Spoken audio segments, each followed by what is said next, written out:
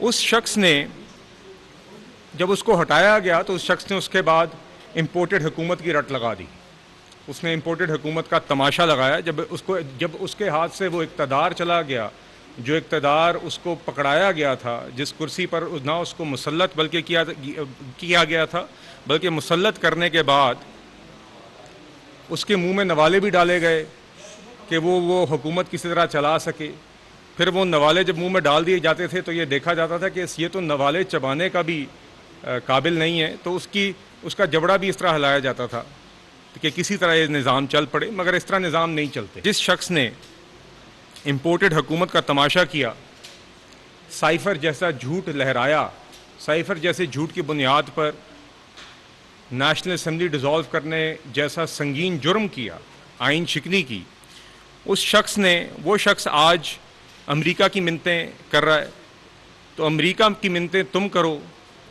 Imported حکومت ہمیں کہو. جو بات دوسروں کو کہتا ہے یہ اس نے خود کی ہوتی ہے. میں سمجھتا ہوں کہ ان حالات میں بھی نواز شریف صاحب ہی وہ واحد شخص ہیں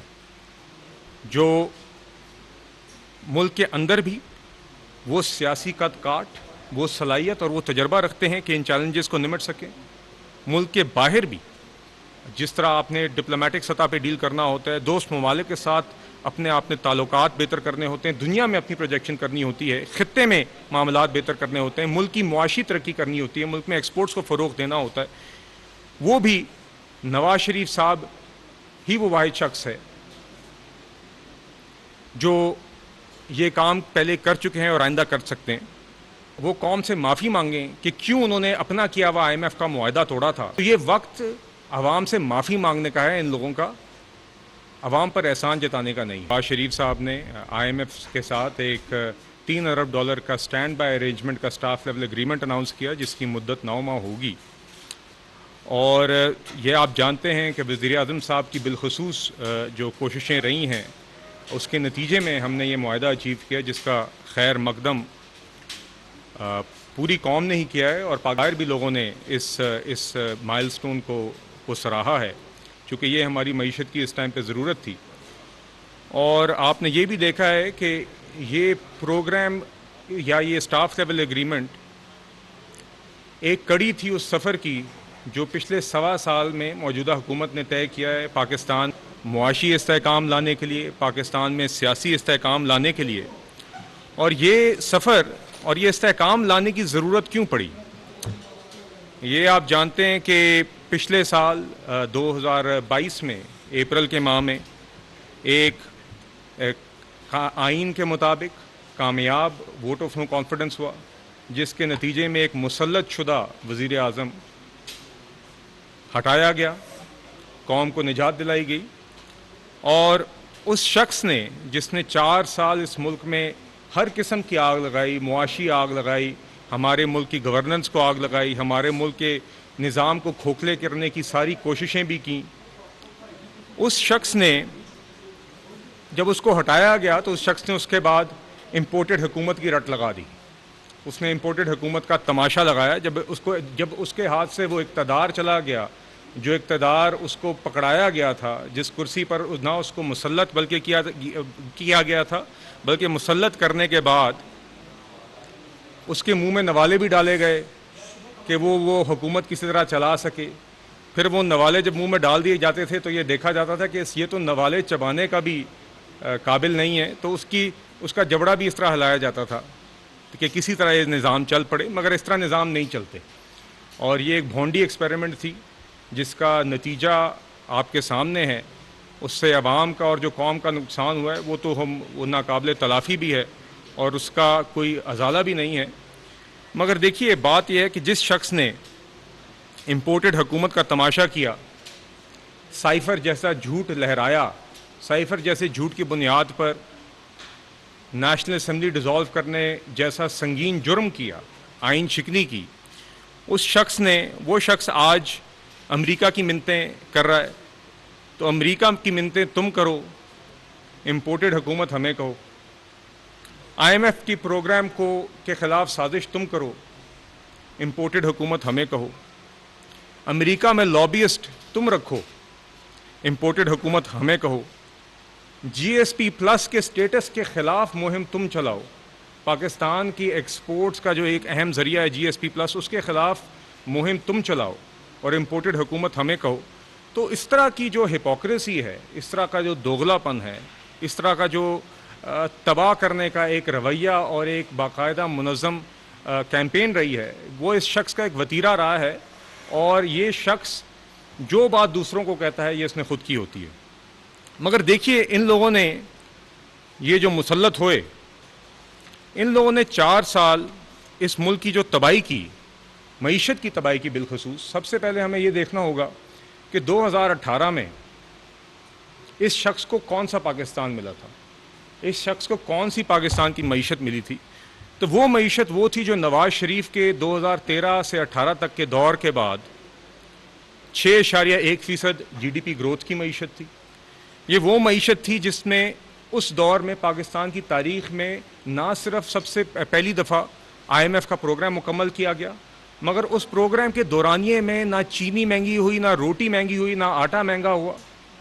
اس پروگرام کے اختتام پہ اور اس حکومت کے اختتام پہ مہنگائی کی شرح محض 3.8% تھی، کھانے کی اشیاء کی شرح بالخصوص صرف 2.3% تھی۔ یہ وہ پاکستان تھا، اور اسی دور کے درمیان پاکستان نے سی پیک بھی چلایا، پاکستان میں 12,000 میگا واٹ سے زائد کے بجلی کے کارخانے بھی لگے،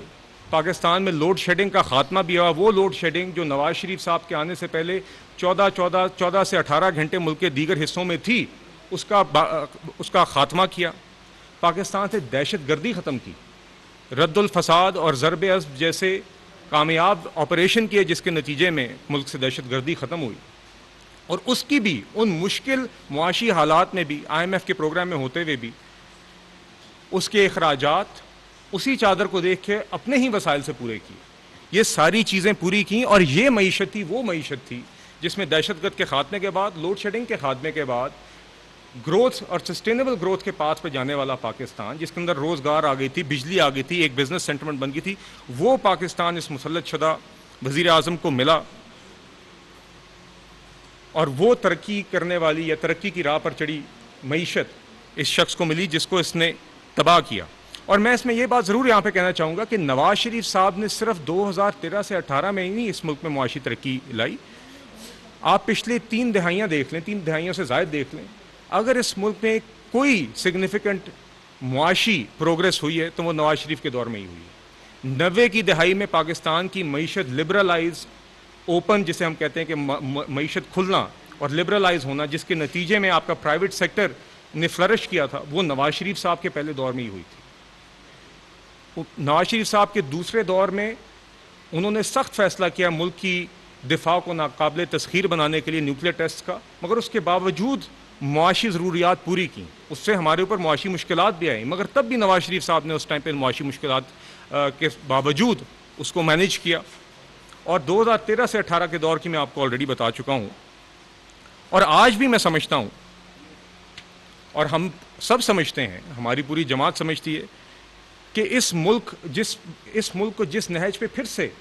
پہنچا دیا گیا، اور میں سمجھتا ہوں کہ جس طرح کا نقصان 2018 کے بعد 2018 سے 22 کے درمیان ہماری معیشت اور ہمارے ملک کے ساتھ کیا گیا ہے، اس کی شاید پہلے کوئی نظیر نہیں، اس کی کوئی پہلے مثال نہیں۔ تو آج کل کے مشکل حالات میں، اور جس کا جیسے کہ میں نے آپ سے کہا کہ موجودہ حکومت نے آ کے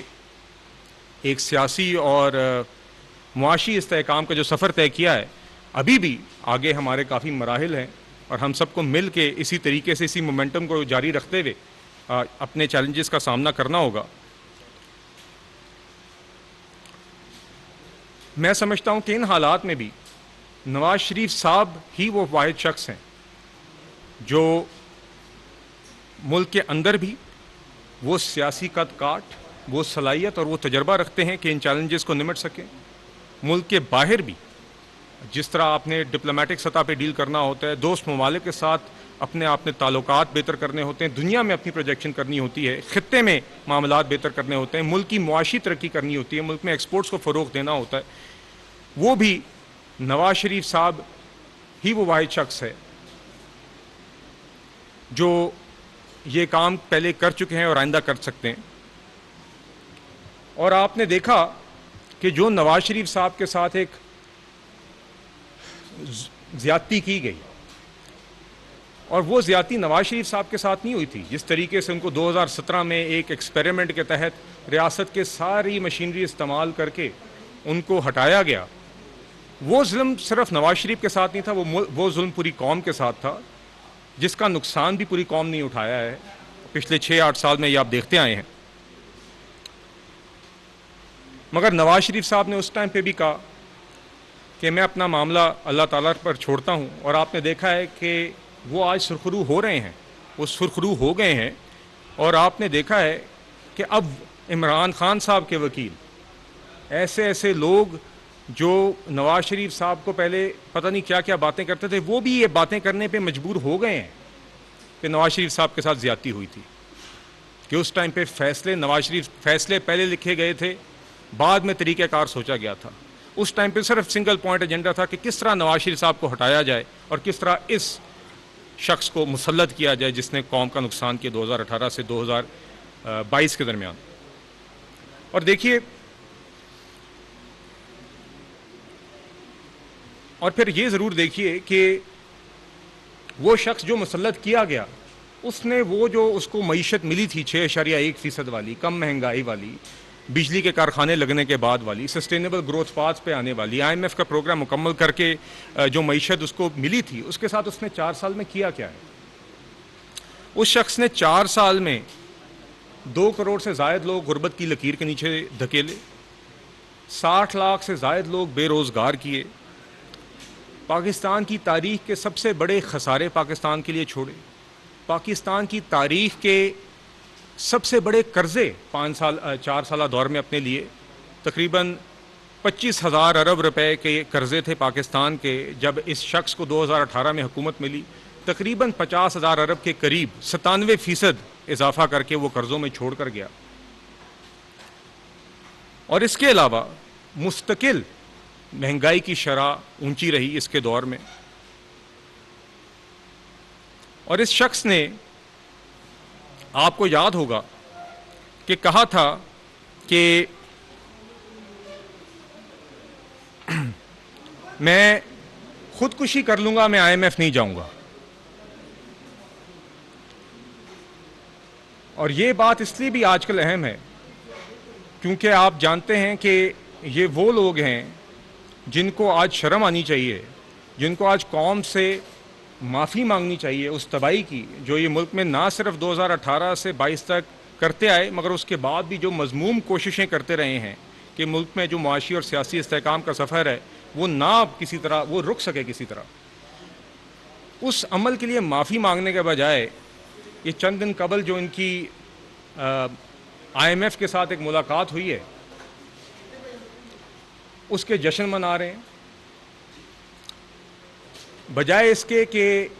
وہ قوم سے معافی مانگیں کہ کیوں انہوں نے اپنا کیا ہوا IMF کا معاہدہ توڑا تھا, کیوں ملک کو ڈیفالٹ کی طرف جان بوجھ کر دھکیلا تھا. وہ کرنے کے بجائے وہ آج اس ملاقات کے اوپر اس طرح اچھل کے جشن منا رہے ہیں جیسے پتہ نہیں کیا مارکا مار لیا اور کیا قوم پر احسان انہوں نے کر دیا ہے. تو یہ وقت عوام سے معافی مانگنے کا ہے ان لوگوں کا, عوام پر احسان جتانے کا نہیں.